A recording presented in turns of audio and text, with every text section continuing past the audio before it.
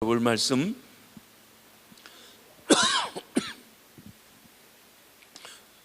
요한복음 20장 19절로 23절까지의 말씀입니다. 요한복음 20장 19절부터입니다. 제가 한 절, 여러분이 한 절 읽겠습니다. 이날 곧 안식구 첫날 저녁 때 제자들이 유대인들을 두려워하여 모인 곳의 문들을 닫았더니 예수께서 오사 가운데 서서 이르시되 너에게 평강이 있을지어다. 이 말씀을 하시고 손과 옆구리를 보이시니 제자들이 주를 보고 기뻐하더라. 예수께서 또 이르시되 너에게 평강이 있을지어다. 아버지께서 나를 보내신 것 같이 나도 너희를 보내노라. 이 말씀을 하시고 그들을 향하사 숨을 내쉬며 이르시되 성령을 받으라. 같이 읽습니다. 너희가 누구의 죄든지 사하면 사하여질 것이요 누구의 죄든지 그대로 두면 그대로 있으리라 하시니라. 아멘. 부활주일을 지나고 두 번째 금요 영성 집회입니다. 여러분, 부활주일을 지난 느낌이 있으십니까? 다 잊어버리셨죠? 그러나 주님이 부활하셔서 우리와 함께 하시는 줄 믿습니다. 우리 주님 예수께서 십자가에 달려 죽으시고 장사되셨으나 사흘 만에 부활하심으로 인류의 구원의 길을 완성해 놓으셨습니다. 부활하신 주님은 이 땅에 40일 동안 계시면서 사람들에게 나타나 보여주셨습니다. 오늘 본문에 보면 그 부활하신 주님께서 예수님을 죽인 유대인들을 두려워하여 모인 곳의 문을 꽁꽁 걸어 잠그고 벌벌 떠며 숨어있는 제자들을 찾아오셨습니다. 문을 잠궈놨습니다. 문 두드리는 소리도 없었습니다. 그런데 갑자기 부활하신 주님이 그들에게 나타나신 것입니다. 부활의 몸을 보여주십니다. 영이 아닙니다. 몸입니다. 물론 우리가 가진 3차원적인 육체는 아닙니다. 그렇다고 해서 귀신이 아닌, 영이 아닌 몸을 가졌는데 그것이 영화스러운 몸, 부활의 몸, glorious body라고 그렇게 표현할 수 있을 것입니다. 나타나 저들에게 보여주셨습니다. 부활의 사실을 보여주셨고 부활한 몸이 어떻게 될 것인지에 대해서도 보여주신 것입니다. 그리고 제자들에게 이 부활의 증인이 되라고 하셨습니다. 그런데 부활의 증인은 부활만 증인하는 게 아니라 바로 부활 사건의 또 다른 면인 십자가와 부활의 의미입니다. 부활의 의미가 있는 것은 십자가의 사건이 있었습니다. 십자가가 의미 있는 것은 부활하셨기 때문에 그런 것입니다. 그렇습니다. 다른 말로 하면 예수님께서 인류 구원을 위해서 이루신 그 사건의 증인이 되라고 그들을 불러주신 것입니다. 예수님께서 이루신 사역, 우리를 한마디로 말하면 복음, 유앙겔리온, 기쁜 소식입니다. 인류에게 기쁜 소식, 바로 그것이 예수 그리스도, 주님이 우리의 죄짐을 짊어지시고 십자가에서 해결해 주셨고 주님이 우리의 죽음의 문제를 부활해서 해결해 주셨고 그 주님을 믿음으로 죄사함 받고 그 주님을 믿음으로 하나님의 자녀가 되고 그 주님을 통해서 모심으로 우리가 새로운 생명을 얻는다는 이 소식, 이게 복되고 아름다운 소식인 것입니다. 오늘 본문에 나오는 부활하신 주님이 명령하신 말씀 속에 십자가 부활의 참된 의미가 담겨져 있습니다. 그래서 부활의 주님이 명령하신 것이라는 제목으로 함께 말씀을 나누려고 합니다. 오늘 본문에 보면 부활하신 주님이 4가지의 말씀을 하셨는데 이 말씀이 부활의 의미, 복음의 의미를 아주 잘 설명해 준다고 여기고 있는 것입니다. 첫째로 너에게 평강이 있을지어다 하셨습니다. 21절 상반절을 보십니다. 시작. 예수께서 또 이르시되 너희에게 평강이 있을지어다. 사람들은 행복을 추구합니다. 근데 행복은 상당히 주관적입니다. 어떤 사람은 남이 볼 때 참 불행해 보이는데 행복하다고 하고 어떤 사람은 행복해 보일 것 같은데 굉장히 불행한 그런 삶을 살아가는 경우가 있습니다. 여러분, 어떻게 하면 행복할 수 있을까요? 인생의 가장 큰 행복은 샬롬, 평강을 얻는 것입니다. 사람은 누구나 행복하길 원합니다. 그러나 행복을 추구하는 방법, 행복을 느끼는 것은 상당히 주관적이라는 것입니다. 어떤 사람은 돈이 많으면 행복할 수 있다고 생각합니다. 많은 사람들, 아니 대부분의 사람들이 돈이 우리를 행복하게 한다고 생각합니다. 여러분, 그러면 돈이 많은 사람이 행복할까요? 우리나라에서 돈이 제일 많은 사람은 누가 뭐라고 하더라도 삼성, 이건희 씨 또는 이재용 씨 제일 행복합니다. 그분 제일 행복할 거라고 생각하십니까? 돈이 얼마인지 몇 조인지 몇십 조인지 모릅니다. 여러분, 조가 얼만큼 많은지 아십니까? 아마 조쯤 되면 하루에 몇 천만 원씩 쓰고 다녀도 평생 못 쓰실 만큼 그렇게 많을 거예요. 그렇게 좀 돈벼락이 있었으면 좋아 보이시겠죠? 행복할 것 같죠? 그렇습니다. 사실 돈은 힘이 있습니다. 우리가 좀 더 편리하게 살고 많은 영향을 끼칠 수 있고 좋은 일도 할 수 있고 또 우리의 필요한 것을 할 수 있는 힘이 되기 때문에 돈을 힘써 봅니다. 때로는 악착같이 봅니다. 제가 미국에 있을 때는 두 짭, 세 짭을 뛴다고 합니다. 왜냐하면 일하는 게 이쪽에서 있고 또 저녁에 또 일을 또 해가지고 하니까 말입니다. 그렇게 해서 하는 이유가 뭡니까? 돈 벌려고 하는 거예요. 왜 벌어요? 돈이 힘이 있으니까. 돈이 있으면 행복할 것 같아서 돈을 버는 것입니다. 어느 정도는 돈이 많으면 있으면 편리하게는 살지만 한마디로는 돈이 꼭 행복의 조건은 아닌 것입니다. 물론 돈이 없다고 없는 사람이 행복하다는 말은 결코 아닙니다. 그러나 돈이 참 인생에 행복을 주지는 못합니다. 우리 그런 말이 있습니다. 돈이 있어서 맛있는 음식을 사놓지만 식욕을 돈으로 살 수는 없습니다. 돈이 있어 좋은 침대를 살 수 있지만 단잠을 자게 할 수는 없습니다. 그렇습니다. 여러분, 돈이 전부는 아닙니다.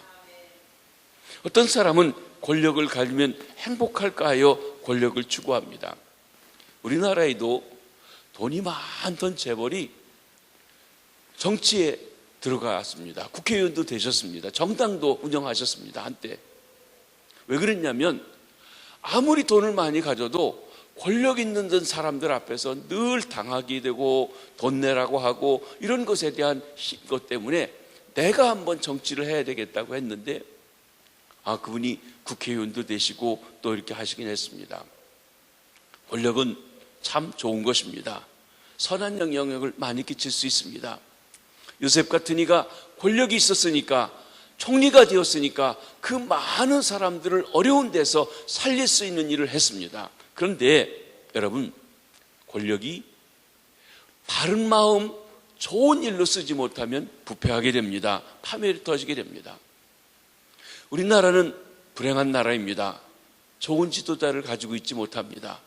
대통령만 하고 나면 감옥에 가고 대통령만 하고 나면 그 전에는 그렇게 인기가 좋던 어떤 이들도 그 가족이고 뭐고, 여러분, 대통령 하고 나서 제대로 된 사람이 누가 있습니까? 없습니다.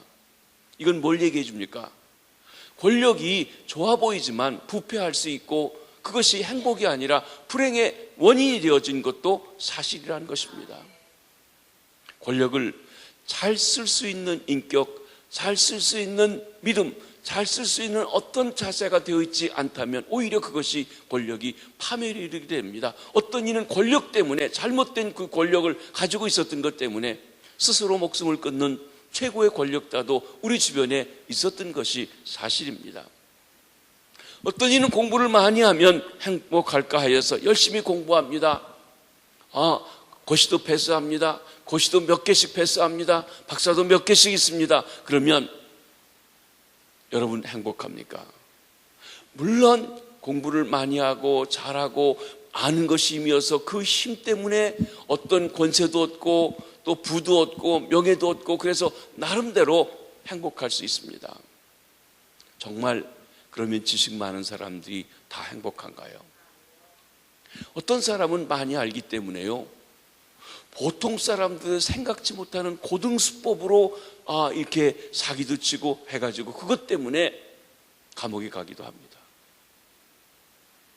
뭐 정권에 따라 얘기가 있지만 어떤 이는 정말 똑똑한 사람인데 대단한 사람인데 그 지식 때문에 또 불행한 경우도 없잖아 있는 것입니다.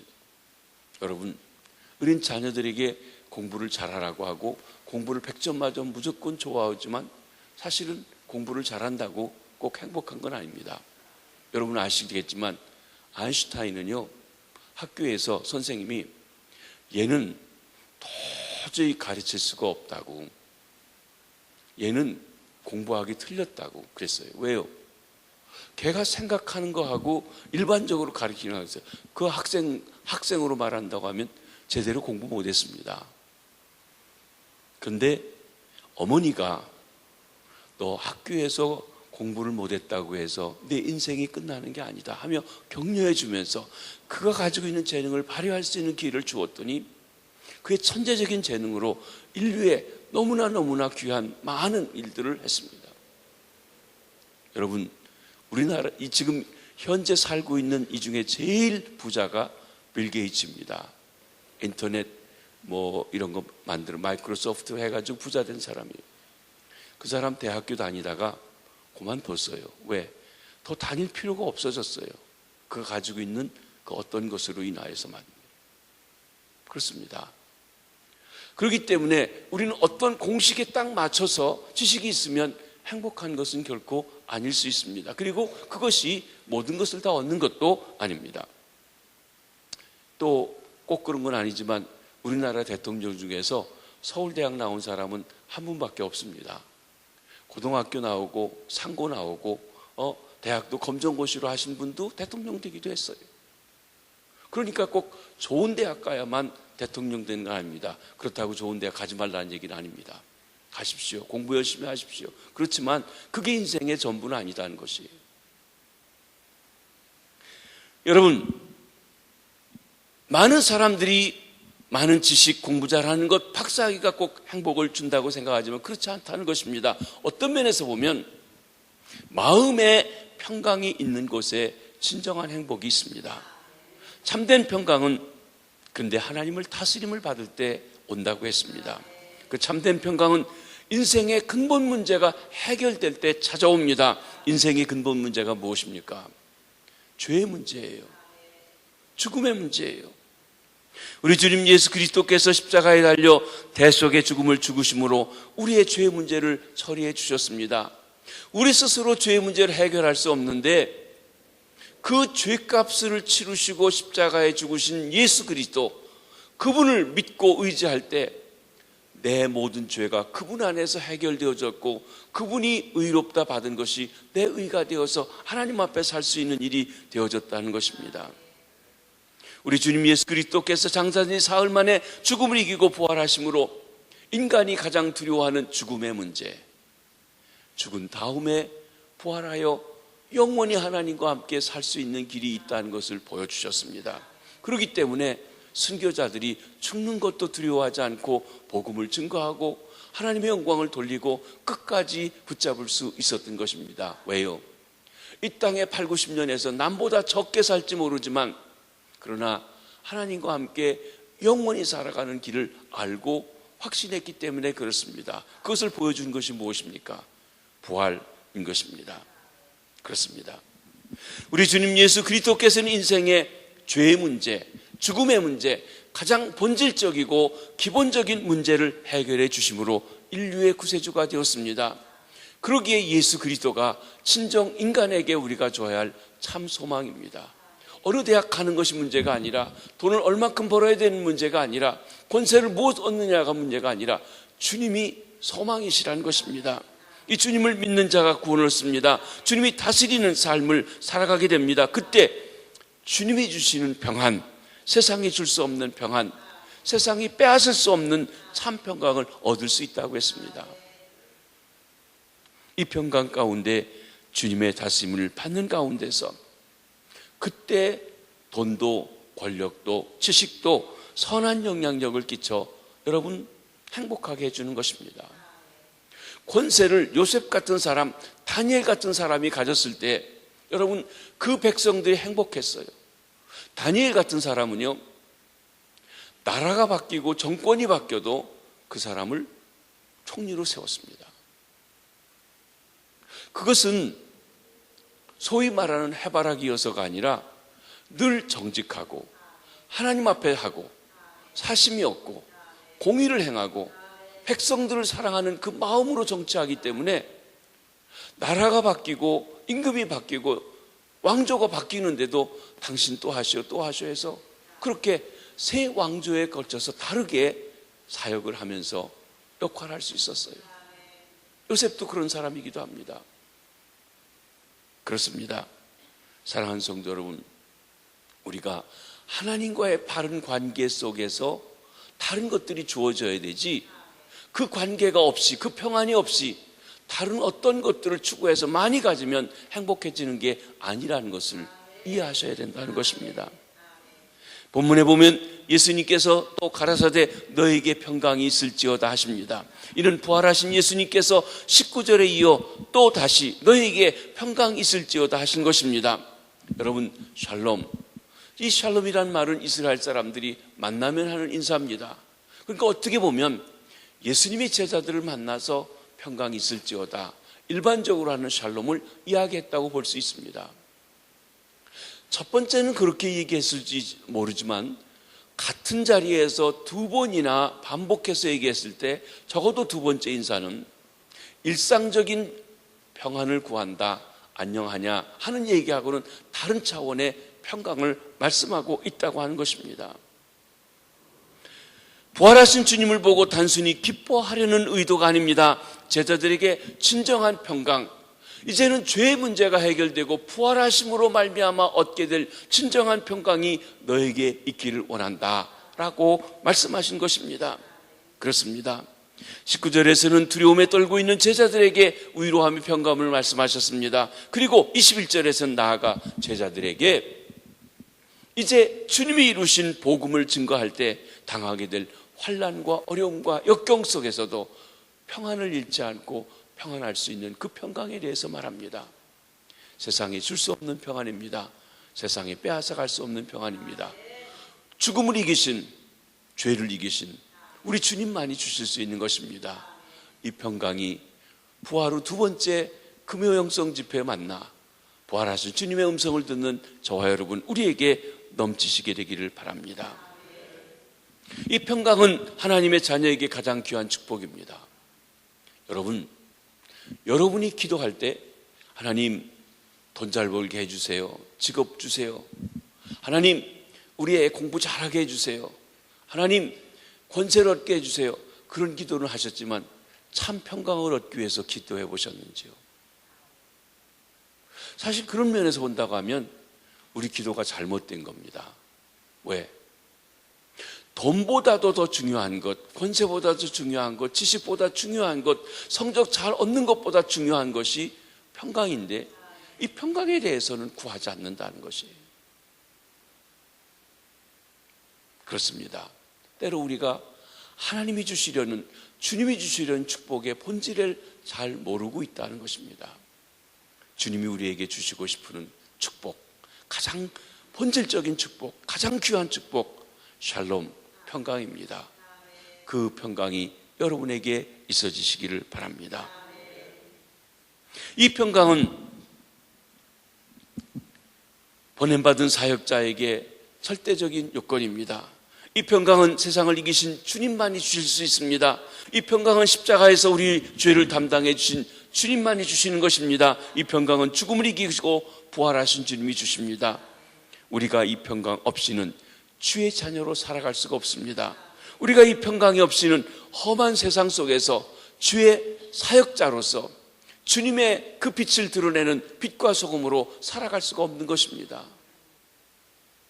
그러기에 부활하신 주님께서 제자들을 처음 만나서 하신 말씀이 너희에게 평강이 있을지어다 축복하신 것입니다. 사랑하는 성도 여러분, 이 시간 냉정하게 여러분의 삶을 돌아보십시오. 여러분에게 평강이 있으십니까? 제자들처럼 뭔지 모르는 두려움, 근심, 걱정, 염려, 무서움이 있지 않습니까? 무엇입니까? 왜 그렇습니까? 그 이상의 그 문제 해결이 되지 않아도 얻을 수 있는, 그 문제 속에서도 얻을 수 있는 평안이 있다는 것이에요. 여러분, 제자들이 두려워했었는데 문제가 해결됐습니까? 아무것도 해결된 게 없어요. 단지 부활하신 주님을 만났을 때 주님의 주시는 평안으로 그 모든 당면한 똑같은 환경을 이길 수 있는 힘이 있다는 것입니다. 그렇습니다. 환경이 바뀌는 게 문제가 아니라 그것을 이길 수 있는 원동력이 되시는 참 평강을 주시는 부활의 주님이 우리와 함께 하신다고 하면, 하나님이 주시는, 우리 부활의 주님이 주시는 평강이 있다고 하면 어떤 문제도 극복해 나갈 수 있는 줄 믿으시기를 바랍니다. 이 저녁 부활하신 주님께서 저와 여러분 한 사람 한 사람 찾아주시고 너희에게 평강이 있을지어다 축복하시는 말씀을 들으실 수 있게 되기를 바랍니다. 그렇습니다. 예수 그리스도의 부활은 우리 인간들에게 진정한 평안을 주시는 것입니다. 두 번째 주님이 주신 명령은, 말씀은 나도 너희를 보내노라 하는 것입니다. 21절 하반절 한번 보시겠습니다. 시작. 아버지께서 나를 보내신 것 같이 나도 너희를 보내노라. 여기 보낸다는 말은 아포스톨로라고 하는 동사인데 어떤 특수한 직무를 수행하도록 사역자로 파송하는 것을 가리켜 말합니다. 그러니까 예수님의 제자들을 사도라고 부르는데 아포스톨로스라고 하는데 보냄받은 사람입니다. 복음을 전하도록 보내받은 사람이에요. 선교사 보냄받았습니다. 어떤 사역을 목적을 가지고, 그게 여기 사도라는 것입니다. 나도 보낸다. 대통령이 특사를 보냅니다. 보냄받은 사람입니다. 하나님께서, 만왕의 왕께서 하늘과 땅의 권세를 가지신 그 왕이 저와 여러분을 특사로 보내신다는 겁니다. 여러분 당당하십시오. 우리는 하나님 나라의 하늘의 왕, 우주 만물의 왕이 저와 여러분을 특별한 지역에 특사로 보내신, 보냄받은 사람들이라는 것입니다. 아버지께서 나를 보내신 것 같이 나도 너희를 보낸다. 여기 아버지가 날 보냈다. 원래 예수님은 하나님 아버지와 같이 계셨습니다. 그런데 하늘에만 계시고 평화로운 데만 계신 게 아니라 정말 창조되었음에도 불구하고, 하나님이 그렇게 사랑하셨음에도 불구하고 하나님을 알지 못하는 그들을 구원하시기 위해서 낮은 땅에 오십니다. 멸시천대를 받으라고 보내셨습니다. 십자가지라고 보내셨습니다. 아버지가 나를 보낸 것처럼 하나님께서 그 아들 예수 그리스도를 이 땅에 보내셨습니다.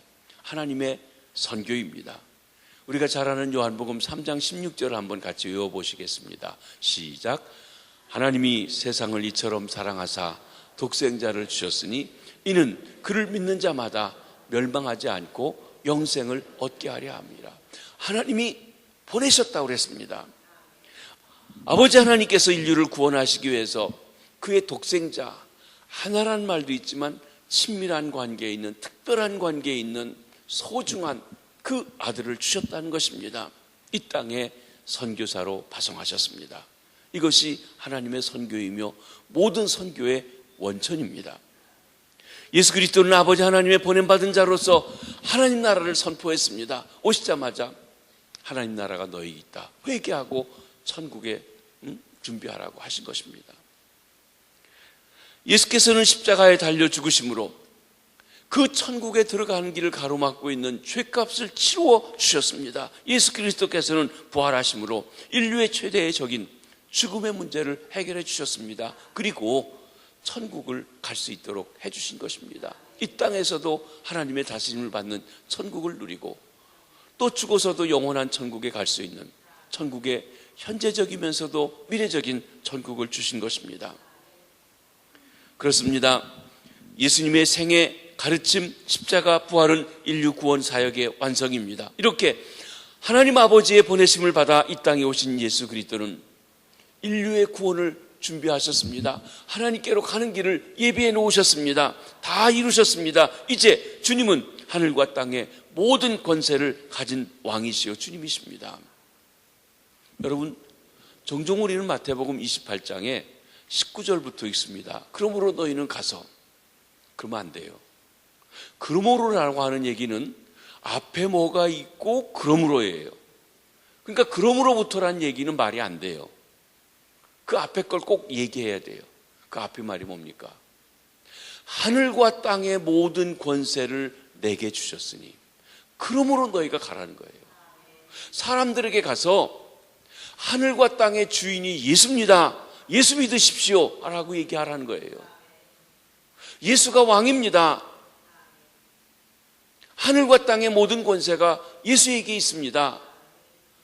그 예수를 통해서 우리가 천국 갈 수 있는 길이 있습니다. 죄사함 길이 있습니다. 살 길이 있습니다. 그걸 알려주라는 것이에요. 모든 민족에게 가서 알려주고, 그리고 그들로 그냥 알고 구원받고 혼자 가는 게 아니라 제자가 되게 하라고 그랬어요. 내 말을, 왕의 말을 지켜 행하게 하라는 것입니다. 당연히 그렇죠. 여러분, 오늘날에는 그 공화국이기 때문에 국가에서 만든 헌법, 법을 지키지만 옛날의 왕들은 왕의 말 자체가 곧 법이니까 왕의 말을 지키는 것이에요. 그렇습니다. 그래서 하나님께서는 그 모든 것을 가르쳐 지켜서 제자 삼으라고 했어요. 그리고 그렇게 믿는 사람을 세례 주라고도 말씀하셨던 것입니다. 여러분, 주님이 하늘과 땅의 모든 권세를 가지신 왕이라고 하는 소식, 기쁜 소식입니다. 복음입니다. 이제 주님 예수 그리스도께서는 이 구원의 소식, 복음을 선포하며 구원의 역사를 개개인에게 적용하여 승리케 하시려고 먼저 주님을 만나고 알게 된 저와 여러분들을 보내시는 것입니다. 가라고 하셨습니다. 나도 너희를 보내노라. 21절 하반절 다시 한번 보시겠습니다. 시작. 아버지께서 나를 보내신 것 같이 나도 너희를 보내노라. 인류 구원을 완성하신 주님 예수 그리스도께서는 이제 그를 보내신 아버지 곁으로 돌아가야 했습니다. 이제 예수 그리스도께서는 그 이루신 사역을 행할 사람들이 필요합니다. 그를 체험한 사람들이 필요합니다. 부활하신 예수님께서는 이제 세상 사람들을 접촉할 몸이 필요합니다. 제자들입니다. 예수 믿는 사람들입니다. 그들이 교회입니다. 바울 사도는 교회를, 예수 믿는 사람을 그리스도의 몸이라고 그랬어요. 예수님은 하나님 나라에 있으신 영으로 지금 계시기 때문에, 부활체로 계시기 때문에 저와 여러분 우리를 만나기 위해서는 주님이 손이 되어줄 사람이 필요합니다. 발이 되어줄 사람이 필요합니다. 주님의 입이 되어서 말을 전해줄 사람이 필요하다는 것입니다. 그렇습니다. 교회 곧 예수 믿는 사람은 예수의 사역을 선포하는 입이어야 합니다. 이제 교회는 예수 믿는 사람은 예수님의 심부름하는 발이 되어야 합니다. 이제 교회는 예수 믿는 사람은 예수님의 역사를 행하는 손이 되어야 합니다.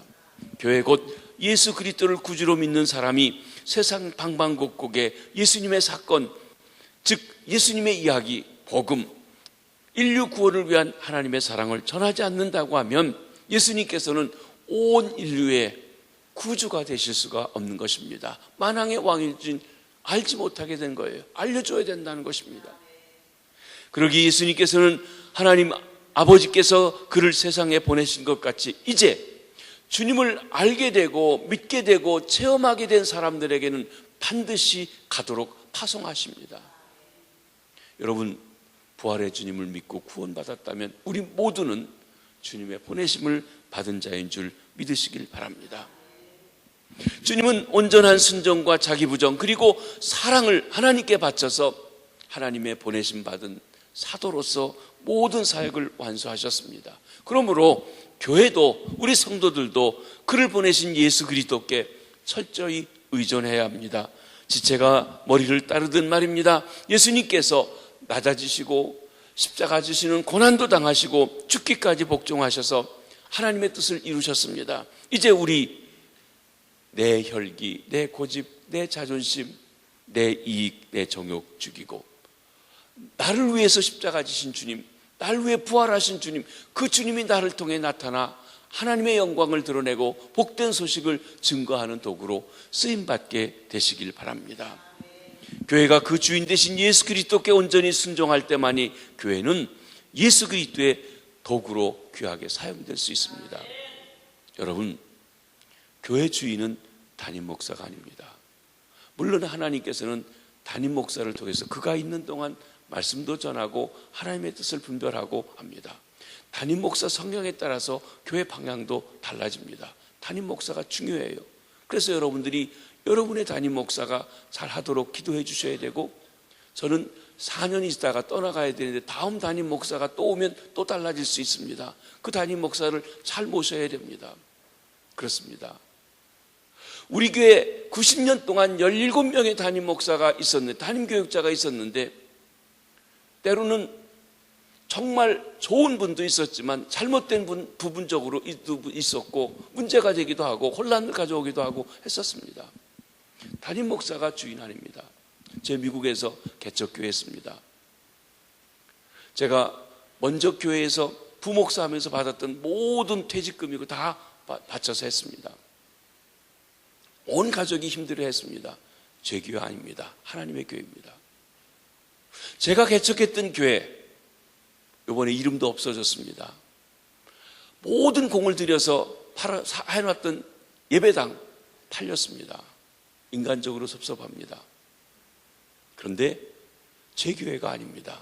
하나님의 교회입니다. 저는 김해제일교회로 가락에서 왔기 때문에 제가 여기서 사역하는 동안 하나님께서 이곳에 하시지만 이 교회도 제 교회가 아니라 하나님의 교회입니다. 장로님들이 당회에서 다음 담임 목사를 모시는데 결정할 겁니다. 그러나 장로님들 분명히 알으십시오. 장로님들도 교회 주인은 아닙니다.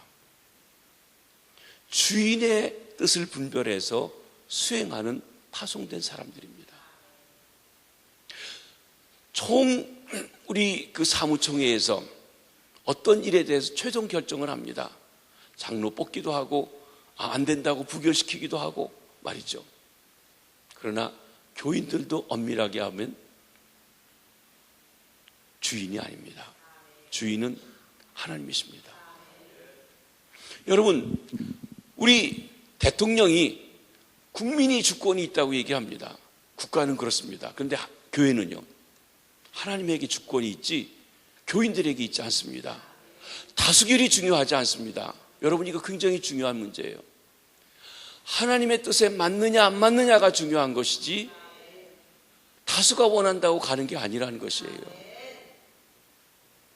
이게 굉장히 차이점입니다. 왜? 하늘과 땅의 권세를 가지신 왕이, 우리가 뽑은 왕이 아니에요.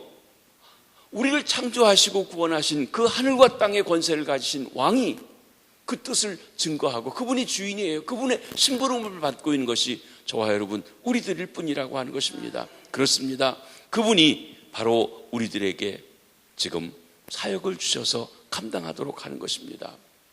예수가 주라고, 예수가 왕이라고 선포하라는 것이, 그분이 십자가 지어서 우리 죄를 해결하시고 왕이 되셨다고, 그분이 죽음을 이기시고 우리를 영원히 살리시는 그 나라의 왕이 되셨다고 알려주는 것입니다. 이처럼 예수 그리스도의 부활은 선교의 진정한 배경이 되어지는 것입니다. 세 번째로 성령을 받으라 그러셨습니다. 22절 말씀을 한번 보십니다. 시작.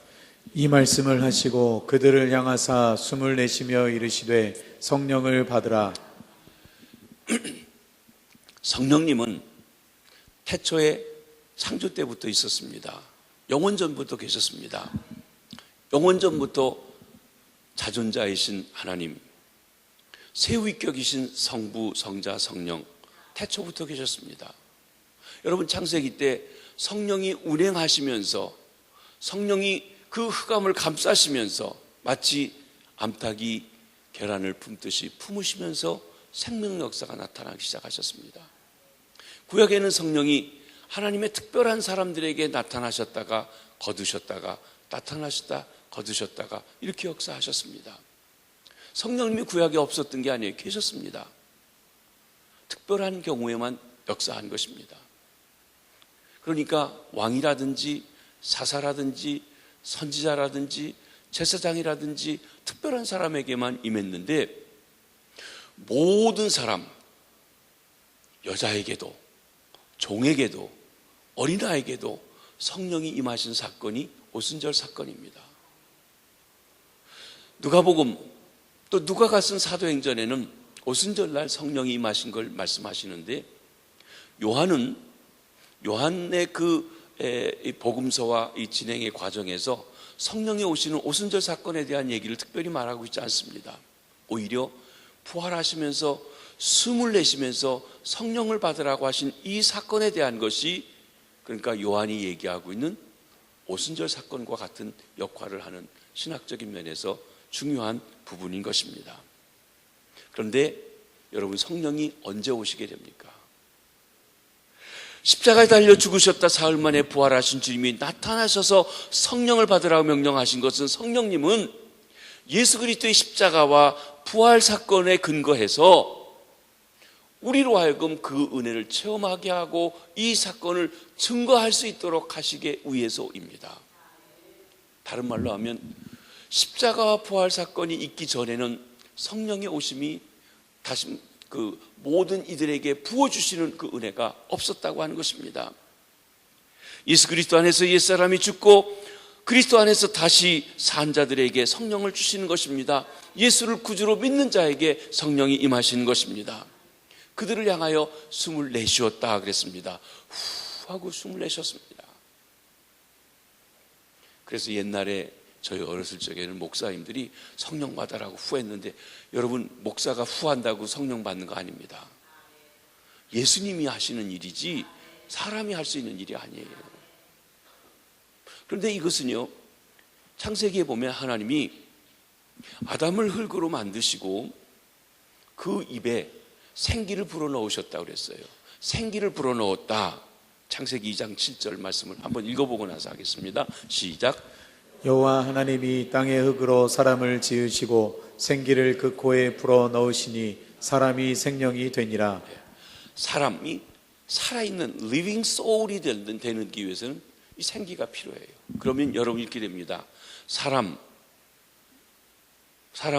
흙 플러스 생기 이꼴 생명, 사람이에요. 그럼 수학에서 생기를 이쪽으로 빼보면 어떻게 됩니까? 사람에서 생기를 빼버리면 흙만 남아요. 그렇죠? 죽음이 뭐냐? 내게서 생기가 떠나가는 거예요. 그럼 흙만 남아요. 그 흙을, 그게 이제 살다가 갔기 때문에 시체입니다. 생기가 없으면 시체예요. 그런 관점에서 보면요, 성령을 받지 못하고 사는 사람은 살아있으나 살아있는 게 아니에요. 하나님 앞에서. 그렇습니다. 에스겔서 37장 9절도 한번 보시겠습니다. 시작. 생기야, 사방에서부터 와서 이 죽음을 당한 자에게 불어서 살아나게 하라. 여기 선지자 에스겔이 해골골짜기 마른 뼈에게 하나님의 말씀을 전하고 생기가 불어오도록 했더니 마른 뼈가 변하여서 하나님의 군대가 됐다고 했어요. 성령이 임한 것, 새로운 창조가 일어나는 것입니다. 생명의 역사가 일어납니다. 그것은 죽은 가운데에서 생기를 불러 일으키는 것과 같습니다. 그러므로 이 숨을 내쉬는 행동은 제자들의 마음속에 생명을 소생시켜 주신 것입니다. 주님을 버리고 도망쳤던 제자들, 3번씩이나 예수님을 모른다고 부인했던 베드로, 이 주님은 이들을 찾아와 그들을 소생시켜 주시고 치유를 회복시켜 주신 것입니다. 죽은 관계를 회복시켜 주신 것입니다. 사랑하는 성도 여러분, 이 시간 부활하신 주님께서 이곳에 오셔서 주님을 믿는다고 하면서도 세상에 찌들리고 병들고 상한 심령, 생기를 불어넣어 주셔서 새롭게 소생시켜 주시기를 바랍니다. 성령을 받으라 그랬습니다. 받으라. 여러분, 물건이면 주고받는 게 쉬워요. 그런데 성령에 대한 이해 중에 가장 중요한 건 성령은 물건이 아닙니다. 성령은 파워도 아닙니다. 성령이 오실 때 능력, 파워를 받지만 성령은 인격이에요. 그러면 인격을 받는다는 게 뭡니까? 영접하는 것이에요. 그래서 여러분, 요한복음 1장 12절 말씀을 한번 읽어보십니다. 시작. 영접하는 자 곧 그 이름을 믿는 자들에게는 하나님의 자녀가 되는 권세를 주셨으니. 예, 받으라, 성령을 받으라 한 이 받으라라고 한 말이 람바노란 단어인데, 그 단어가 여기 영접하는 자라고 하는 데도 똑같은 단어예요. 그런 면에서 우리의 언어 개념에서 받는다는 게 물질을 주고 받는 것과 같은 그런 개념에서 보기 때문에 그래요. 어떻게 보면 이걸 번역할 때 성령을 영접해라 이렇게 번역하는 것이 맞는 표현이라고 봅니다. 예수 믿는 것, 예수님을 내 왕으로 내 마음에 모시는 거예요. 성령님을 내게 모시는 거예요. 영접하는 것이에요. 그래서 내 마음의 왕자의 그분을 주인으로 삼고 그리고 살아가는 것입니다. 여러분, 결혼을 할 때요, 세상에 70억 중에서 반만 잡으면 35억이 있는데요, 35억의 가능성 중에서 다 포기하고 한 사람을 내 인생에 맞이하는 겁니다. 내가 당신을 내 남편으로, 내 아내로 맞이합니다. 이게 결혼이에요. 예수님 믿는 것도 어떤 면에서는요, 당신을 내 임금으로, 내 왕으로 모셔드립니다. 영접하는 거예요. 성령님을 모셔드리는 거예요. 내 인생의 모든 것으로 모셔드리는 것입니다. 계시록 3장 20절을 한번 보시겠습니다. 시작. 볼지어다 내가 문 밖에 서서 두드리노니 누구든지 내 음성을 듣고 문을 열면 내가 그에게로 들어가 그와 더불어 먹고 그는 나와 더불어 먹으리라. 여러분, 영접한다는 의미를 이해하려고 하기 위해서는 여러분 집에 누가 문을 두드려요. 초인종을 눌러요. 그냥 문 확 열어줍니까? 사실은 조심하셔야 돼요. 별의별 사람이 다 있으니까. 택배 왔어요 했어도 조심하셔야 돼요. 그래가지고 여자 혼자 있는 집에서 사고치고 가는 그런 일들도 있고 도둑질도 있습니다. 그러니까 누군가 보고 믿을 만한 사람인지 보고 열어주셔야 돼요. 아무한테나 여러분의 인생을 맡기면 안 돼요. 결혼 못하는 이유 중에서도 그렇잖아요. 노처녀들이 전에 있는데 이 사람 가지고 안 되겠다고 지나갔는데 보니까 만나는 사람마다 그 사람만도 못한 거예요. 그래가지고 그때 그 사람이랑 할 걸 하다 보니까 못 만나는 거예요. 여러분, 장사할 때는 좀 믿지고 하셔야 됩니다. 믿지고 팔으세요. 믿지고 사시고 그러셔야 돼요. 그러니까 여러분, 그 사람을 알아야 영접하든지 할 것 아니겠어요? 어느 정도는 아셔야 되지 않습니까? 예수님을 모셔드린다는 것입니다. 그래서 그분과 함께 먹고 마시는 것, 영원한 생명의 삶입니다. 마찬가지입니다. 성령을 받으라는 말, 성령님을 영접하라는 것입니다. 성령 받는다는 것, 어떤 능력을 받거나 도구를 받다는 것이 아닙니다. 물론 그분이 오실 때 내게 능력이 있어요. 여러분, 어떤 사람과 교제하면요, 그분의 선한 영향력을 받고 그분의 도움을 받을 때 활기가 있고 그래요. 그렇죠? 누구 만나면 힘이 나는 사람이 있잖아요. 그렇듯이 성령께서 우리에게 능력을 주십니다. 인격적으로 성령님을 내 삶 속에, 마음 속에 모십니다. 성령님이 내 속에 내주하시면 나와 함께 살아가실 때 능력도 주시고 새 힘도 주시고 지혜도 주시고 병도 고쳐주시고 기적도 주시고 사업을 잘하는 지혜도 주시고 사람을 분별할 수 있는 힘도 주시고 하시는 것입니다. 사도들이 어떤 기사와 이적을 행했을 때 이것은 그 사람이 한 것이 아닙니다. 그 속에 있는 성령님께서 역사해 주시는 것입니다. 성령님은 그리스도의 삶에는 절대적인 분이십니다. 로마서 8장 9절입니다. 시작. 누구든지 그리스도의 영이 없으면 그리스도의 사람이 아니니라. 또 고린도전서 12장 3절도 보겠습니다. 시작. 또 성령으로 아니하고는 누구든지 예수를 주시라 할 수 없느니라. 여러분, 냉정하게 성경적으로 봐서 교회 다니는 사람이 다 그리스도인이 아닙니다. 교인은 될 수 있지만 그리스도인은 아니에요.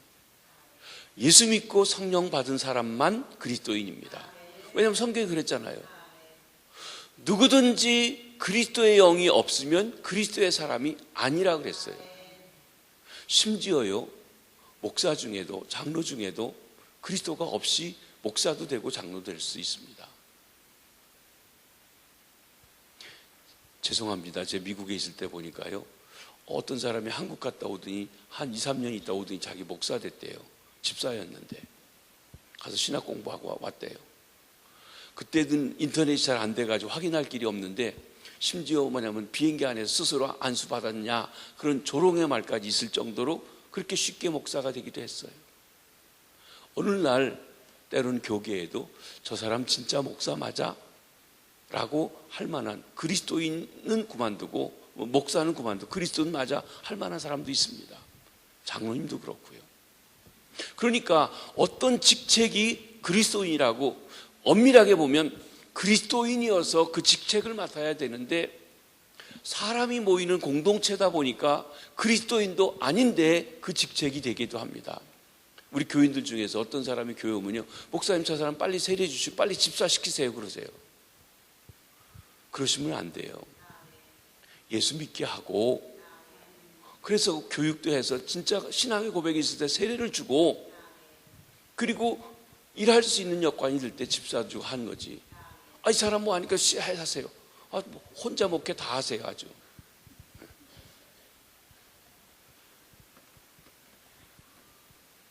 그러니까 그 사람이 조금 있으면은요, 열심히 하면 안수 집사 되고 장로도 될 수 있어요. 그러면은요, 장로 됐는데 예수 안 믿는 장로예요. 근데 아는 건 다 알아요. 그리스도 영이 없어요. 말은 다 할 수 있어요. 그러다 보니까 주의 일을 한다고 하는데 주님을 해하는 일을 할 수 있다는 것입니다. 분명히 말했습니다. 누구든지 그리스도의 영이 없으면 그리스도의 사람이 아닙니다. 성령으로 아니하고는 누구든지 예수를 주라고 고백할 수 없어요. 여러분, 예수를 주라고 고백하면 구원받는다고 답을 알아서 세례문답하면 예수가 주라고 믿습니까? 네. 말은 찰떡같이 해요. 실제로 하는지는 주님밖에 모르세요. 교회 다니는 사람이 그리스도인이 아닙니다. 성령으로 거듭나야 그리스도인입니다. 성령님을 영접해 모시고 그분의 인도함을 받고 살아야 그리스도인입니다. 오늘 이 시간 이 자리에 나오신 분 중에서 여러분은 믿을 때 성령을 받았느냐, 즉 성령으로 거듭나 예수를 믿고 있느냐, 아니면 습관적으로 대대로 그냥 어렸을 때부터 교회 나오다 보니까 교회 안 가면 심심하고 익숙해져서 다니고 있느냐, 이것입니다. 이 시간 부활하신 주님께서 우리에게 명하십니다. 성령을 받으라. 성령을 영접하라. 부활하신 주님은 우리에게 성령을 부어주시기를 원하십니다. 성령으로 우리에게 강력한 역사를 하시기를 원하십니다. 우리가 내 힘과 지혜가 아니라 성령님의 인도하심, 성령님의 지혜, 성령님의 능력을 가지고 일하시기를 원하십니다. 성령님은 십자가에 달려 죽으시고 사흘 만에 부활하신 예수 그리스도의 영이십니다. 성령님은 예수 그리스도의 십자가의 사건과 부활의 사건을 근거해서 그것을 우리에게 체험하게 하고 알게 하고 믿어지게 하시기 위해서 오신 분입니다. 성령님은 예수의 사건, 십자가 부활을 체험하게 해주시는 분이신 것입니다. 성령께서는 영적인 생명을 소생시켜서 그리스도의 사람이 되게 하십니다. 나아가 성령께서 우리가 사명을 감당할 수 있는 능력과 힘이 됩니다. 성령의 능력은 그리스도인으로서 성공적인 삶을 살아가는데, 그렇기 때문에 절대적인 요인입니다. 성령의 능력은 주께서 맡겨주신 사명을 감당하는데 절대적인 요인입니다. 이 사역은 힘으로도 못하고 능으로도 되지 아니하고 오직 성령으로 이룰 수 있는 것입니다. 그러기에 부활하신 주님께서 제자들을 보내면서 성령을 받으라. 누가복음과 사도행전에 보면 너희가 이 성에 머물러서 성령을 받을 때까지 나가지 말아라 그랬어요. 다른 말로 하면 이렇습니다. 그 사람이 예수를 믿어 성령의 체험이 있기 전에는 교회 일 시키지 마라, 그것이. 이러면 안 돼요. 그러니까 여러분이 이 사람 노래 잘하니까 성가대 시켜주세요. 이 사람 뭐 하니까 오자마자 뭐 시키세요. 그런 얘기하면 안 되는 거예요. 성령 받아야 주의 일하죠. 일하기 전까지, 성령이 임하시기 전까지는, 예수를 믿기 전까지는 갈 생각하지 말라고 그랬어요. 제자들 보고도요. 빨리 가는 게 중요한 게 아니에요. 똑바로 가야 돼요. 그렇습니다. 우리가 사도행전에 살펴보게 되면 제자들이 복음을 전할 때, 예수님이 맡겨주신 사역을 힘써 행할 때 성령이 충만했다고 했어요. 그러므로 이 시간 우리는 소원하며 간구합니다. 주님, 내 안에 성령을 모셔드렸는데 단순히 모시고 살아가는 것의 문제가 아니라 그분이 나를 온전히 지배하시고 그 능력으로 역사하시는 성령 충만한 삶을 살게 하옵소서. 이 기도가 저와 여러분의 기도가 되고 열망이 되시기를 주의 이름으로 축원합니다. 마지막으로 용서하라고 하십니다. 23절을 보십니다. 시작. 너희가 누구의 죄든지 사하면 사하여질 것이요 누구의 죄든지 그대로 두면 그대로 있으리라 하시니라. 성경적으로 보면 죄사하는 권세, 죄를 용서하는 권세는 하나님께만 있습니다. 그런데 오늘 본문을 보면 피상적으로 보면 제자들이나 우리에게 제사하는 권세를 주신 것으로 보여집니다. 가톨릭에서는 고해성사가 있습니다. 신부가 고해성사하는 자리에 앉아서 이렇게 귀로 듣고 신부가 볼 수 있지만 이렇게 막아놓은 게 있습니다. 그리고 내가 어떤 죄를 졌습니다. 이렇게 잘못했습니다. 얘기를 하면 내가 내 죄를 사하노라. I pardon you 하고 하면 죄가 다 사해졌다는 것이에요.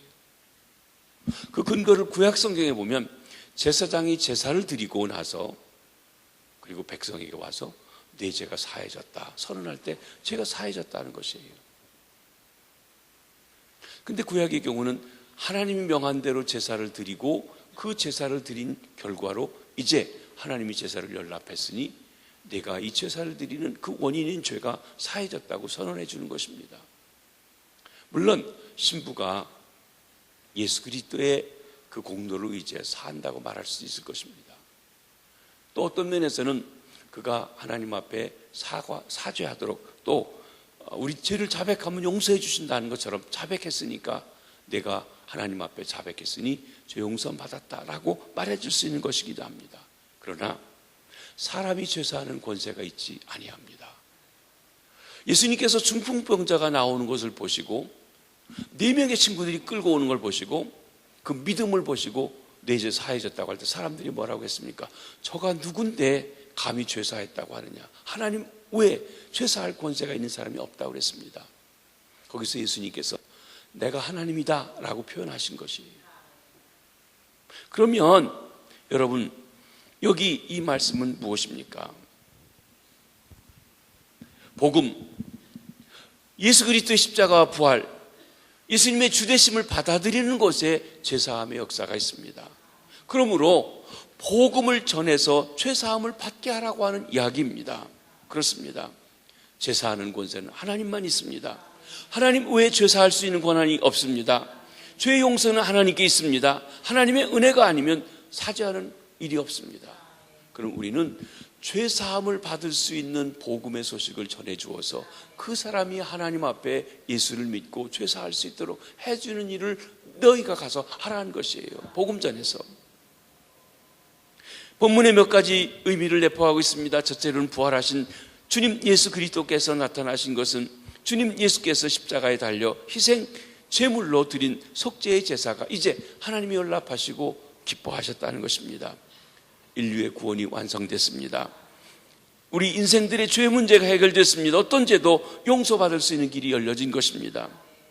두 번째로 부활하신 주님 예수 그리스도를 만나 뵙고 그 부활의 주님을 믿는 제자들은 그러기 때문에 죄에서 용서되었습니다. 이 예수를 믿은 저와 여러분들도 죄가 용서된 줄 믿으시기를 바랍니다. 우리가 죄가 용서받은 것은 예수님의 십자가와 부활을 때문이고 그것을 믿는 믿음 때문입니다.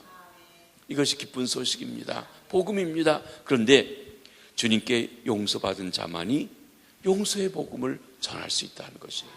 나아가서는 내가 정말 예수님께 죄의 용서함을 받았다면 그 용서를 못 받아서 죽음 가운데 있는 어둠 가운데 있는 이에게 이 용서를 전해주어서 그도 용서받게 해라 라고 하는 말씀인 것입니다. 여러분, 어려운 사람에게 쌀 한 포대 주는 게 중요한 게 아니라는 것이에요. 물론 그것은 복음을 전하는 매체가 될 수 있습니다. 그런데 사람들이 구제하기만 하면 착한 일이라 구원받는다고 하는데 아닙니다. 복음을 믿어야 구원받습니다. 너희가 이 복음을 전하여 저들이 믿으면 그들이 용서하여질 것이고 너희가 이 복음을 전하지 아니하면 그들이 복음을 들을 수 없고 복음을 들을 수 없다면 저들의 죄가 그대로 있다. 즉 우리 주님 예수 그리스도께서 십자가에서 부활을 통해서 이루어 놓으신 용서의 길을 할 수 있는 대로 많은 사람에게 모든 사람에게 알려서 그들로 하여금 하나님께 용서받게 하라 말씀하신 것입니다. 오늘 이 시간 주님 앞에 나오신 성도 여러분, 여러분은 죄사함을 받으셨습니까? 그러면 아멘으로 화답하셔서 죄사하신 주님께 영광 돌리시기를 바랍니다. 우리 죄를 사하려고 독생자를 보내주신 우리 하나님께 감사와 찬송과 영광을 돌리시기 바랍니다. 그러나 혹 교회 나왔지만 아직도 믿어지지 않아 복음을 받아들이지 못해 회개하지 못하신 분이 계십니까? 무엇 때문인지 보시기 바랍니다. 내가 기본적으로 하나님께 용서는 받았는데 또 뭔가 지금 내가 억눌리는 뭔가가 있고 얽혀매 있는 게 있다면 그게 뭔지 아는 것입니다. 그것이 무엇이든 복음을 거부하는 자에게는, 하나님의 구원 계획을 거부하는 자에게는 죄가 그대로 남아있어서 끝내 심판을 받게 됩니다. 성령께서 역사하셔서 믿어지게 하시고 주님을 믿고 여러분의 마음을 열고 영접하시고 죄사함 받는 은혜가 있으시길 바랍니다. 조용히 여러분의 심령을 하나님께 내어놓고 기도할 때 하나님께서 은혜를 베풀어 주셔서 믿어지는 축복을 주실 것입니다. 참된 용서를 받게 될 것입니다. 그리고 새 힘과 평안을 얻게 될 것입니다. 한 가지 더 말씀드릴 것은, 나는 주님께 큰 용서를 받았지만 내게 못된 짓 한 그 사람은 내가 절대로 용서할 수 없다고 하고 계신 분은 없습니까? 내가 주님께는 용서를 받는데 그 못된 놈은 내가 용서 못한다, 날 너무 아프게 했다, 날 너무 힘들게 했다 하는 사람은 없으시냐는 거예요. 여러분, 우리가 주님의 용서를 진정받았다면, 그래서 지옥 형벌에서 천국으로 옮겨졌다면 어떤 잘못한 사람도 용서해 주어서 내가 용서가 하나님 앞에서 오는데 내 마음이 막혀 흘러오는 것을 가로막지 못하게 하라, 그 말씀이기도 합니다. 이렇게 예수님의 부활은 진정한 죄 용서를 가져다 주는 것이고 바로 용서가 되었다는 것을 알려주고 그것을 실천하라고 말씀하시는 것입니다. 말씀 정리합니다. 예수님은 부활하셨습니다. 십자가를 지시고 죽은 지 사흘 만에 죽음을 이기고 부활하셨습니다. 그 주님 예수 그리스도를 알고 믿은 우리는 구원을 받았습니다. 제사함 받았습니다. 성령 받았습니다. 평강을 얻었습니다. 이제 부활하신 주님은 그러한 저와 여러분에게 말씀하십니다. 우리를 보내십니다. 아버지가 나를 보낸 것 같이 나도 너희를 보내노라. 어디로 보냅니까? 가정으로, 학원으로, 직장으로, 이웃으로, 사회로 보냅니다. 나가서 땅끝까지 모든 민족에게로 가라고 보냄받은 사람도 있습니다. 우리 죄를 용서하고 평강 주시며 성령 주셔서 보내십니다. 용서의 복음을 선포하며 죄사함 받고 구원받아 하나님과 화목하고 이웃과 화목하도록 우리를 보내십니다. 그러므로 우리는 부활하신 주님이 보내신 성령의 능력으로 새로워져 우리의 삶의 자리에서 복음을 전하고 부활의 소식을 전하고 십자가의 소식을 알려야 하는 것입니다. 우리가 만나는 사람, 특별히 아내 여러분, 여러분은 예수를 믿는데 남편이 아직도 안 믿으시는 분, 사실 전도 중에서 제일 어려운 게 가족 전도가 제일 어렵습니다. 자녀 여러분, 여러분에게 생명 주도록 하나님이 써주신 부모님들 전도하는 게 참 어렵습니다.